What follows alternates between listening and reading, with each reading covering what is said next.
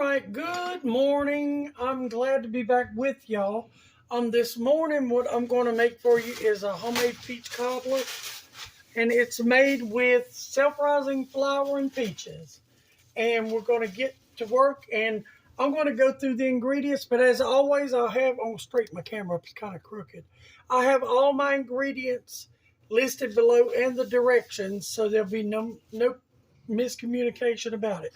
I'm going to put 1 stick of butter off the top. First of all, I got a 9x11 that I have sprayed just for my reason for cleaning. You do not have to, so that's out of the way. I used that to spray it with. Okay, now I'm going to melt my butter, and then we'll go from there. I hope y'all are doing fine today. I'm going to do this first, and we'll get this out of the way, and then we'll go through the steps. It's pretty easy and very delicious.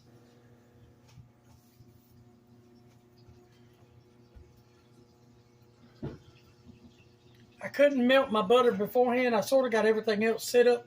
I had to open my peaches because the can got dropped and dented yesterday whenever I got it. Almost there. Almost there.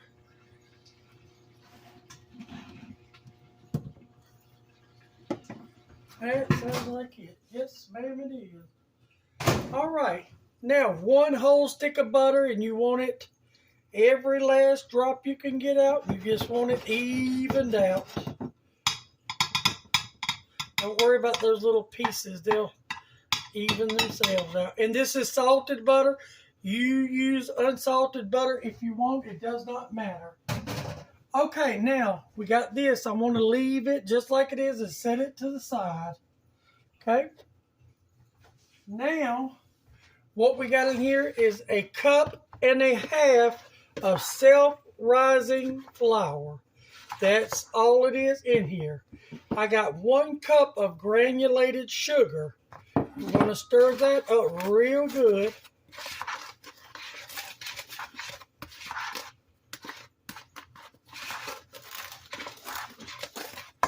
Give me a little teaspoon here. I want about 1/2 teaspoon of salt. And there we go. All right. Now, I'm going to put a teaspoon of cinnamon. And a little more. All right, to that. Now, I'm going to use my vanilla, and I'm going to add my vanilla to my milk. And I'll put all these steps below. My oven is preheating to 350. 1 teaspoon of vanilla. Okay. I'm going to move all my stuff over. I got 1 cup of milk and a teaspoon of vanilla in here. I'm going to stir up. And I'm just going to pour that into my flour and make a mess while I'm doing it. Okay. Now you want to stir this good. You want it to be like pancake batter. And if it's not, you want to add a little more milk to it. But I think we're good because I've made this a bunch. It smells really good. Okay. Make sure there's no lumps in there. You want to beat all those lumps out. A whisk would work good with this, but I'm just going to use a spoon. See, you want that batter like that. And when you put that batter in that baking dish, you want to get all that batter out. I'm just going to beat it a little bit to make sure there's no lumps. All right, I'm going to pull my pan back over here. And you want to kind of make sure that butter is evened out in there. Now we're going to get all of this out. Now I want it sort of to be smooth in there and even.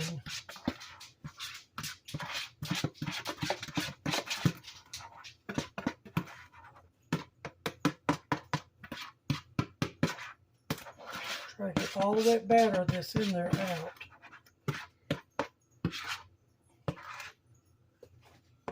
Okay.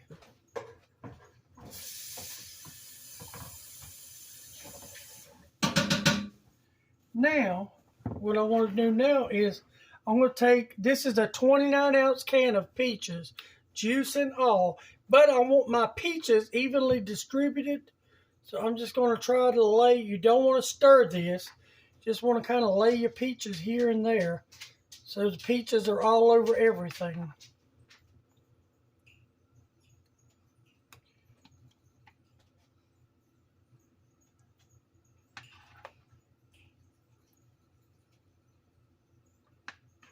Put a peach right there.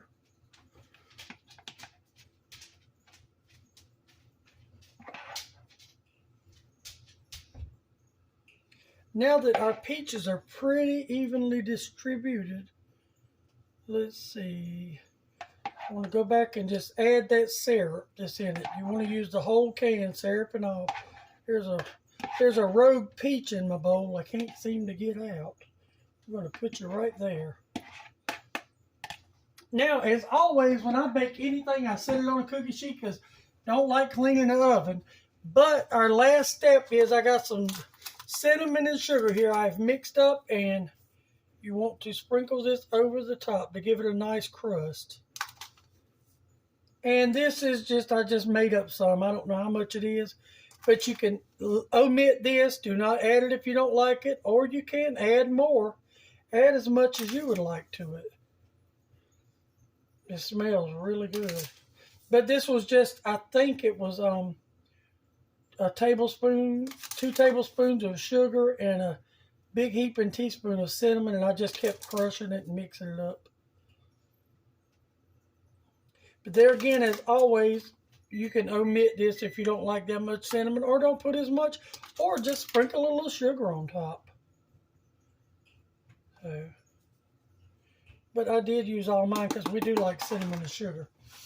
Okay, I'm going to put this on a pan, a baking dish, which is my ugly baking dish I set everything on.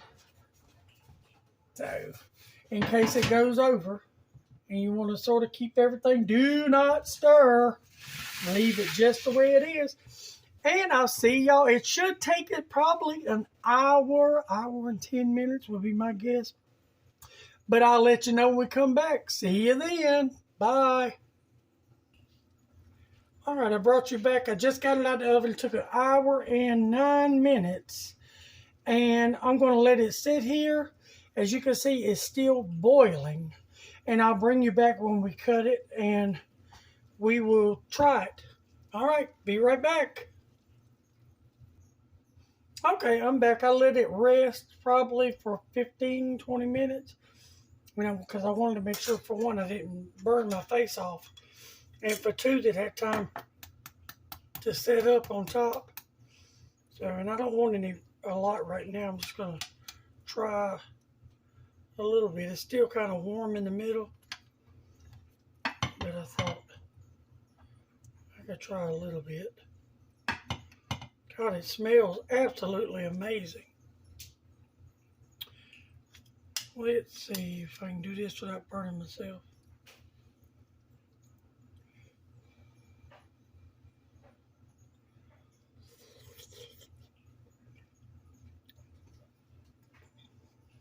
Very good. Absolutely delicious. It's going to be really good when it cools. It'll be good with some ice cream. And I think there's some in there.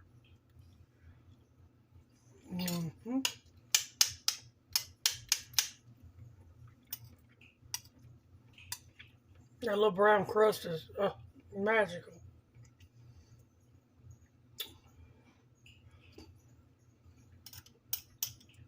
But I hope y'all will give it a try. Let me know how it turns out. As always, the ingredients will be below. Thank you. Bye.